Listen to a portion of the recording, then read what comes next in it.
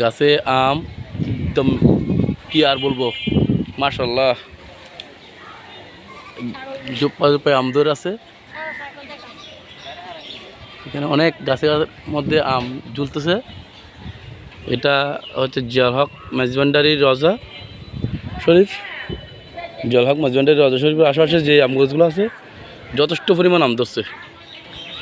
এতটুকু আম ধরছে যে গাছের টেলগুলা মানে ভাঙ্গা আবার নিচের দিকে পড়ে যাবে, ওই অবস্থা হয়ে গেছে। মাশাআল্লাহ, আলহামদুলিল্লাহ। এখানে যতগুলো আছে সবগুলাই আম গাছ। আসলে এখানে সবগুলাই আম গাছে আম যথেষ্ট আম ধরছে। আর এটা হচ্ছে মনে হয় মাদ্রাসা সম্ভবত। আর নিচে যে ঘরটা আছে ওটা হচ্ছে আপনার ঝাঁক ভান্ডারের ব্যবহৃত জিনিসপত্র যেগুলো আছে, এমনকি ওই ওনার যে গাড়ি নিয়ে চলাচল করতো কার, ওই কারটাও আছে।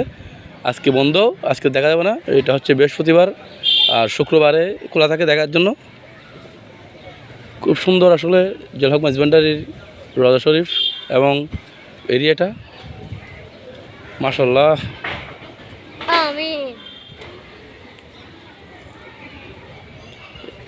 সবাই মাঝবান্ডারির জিয়াউল হক মাঝবান্ডারির যে মিনারটা আছে ওই মিনার নিয়েই ছবি তুলে। যদি আপনাদের একটু ভালো করে ঝুম করে দেখাই, ওই মিনারটা নিয়ে সবাই ছবি তুলে। আর মিনারটাই খুব সুন্দর, মাশাআল্লাহ।